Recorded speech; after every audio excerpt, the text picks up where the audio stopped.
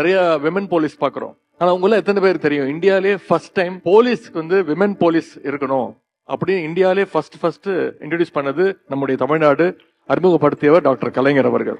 அதே மாதிரி ஆண்களுக்கு நிகரா பெண்களுக்கு வேலை கிடைக்கணும், குறிப்பா பள்ளிக்கூட ஆசிரியர் பணிகள்ல பெண்களை அதிகம் பணி நியமனம் செய்தவர் டாக்டர் கலைஞர் அவர்கள். அது தொடக்கப்பள்ளி ஆசிரியர்கள் முழுவதுமாகவே பெண்கள் தான் இருக்கணும் அப்படின்ற சட்டத்தை கொண்டு வந்து அதை செயல்படுத்தியவர் டாக்டர் கலைஞர் அவர்கள்.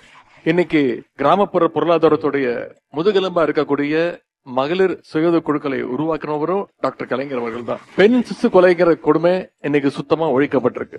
ஆண் குழந்தைகளை விட பெண் குழந்தைகளை மகிழ்ச்சியா கொண்டாடுற சமூகமா நம்முடைய தமிழ் சமூகம் இன்னைக்கு மாறி இருக்கு. நல்ல ஒரு பழமொழியே சொல்லுவாங்க, ஆசைக்கு ஒரு பெண் ஆஸ்திக்கு ஒரு ஆண் அப்படின்னு சொல்லுவாங்க.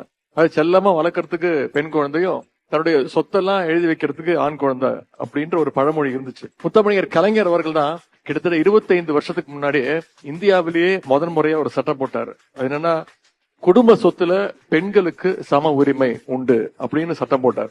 இன்னைக்கு அந்த பழமொழி பழைய மொழியாகி தமிழ்நாட்டில் காண போயிருக்கு.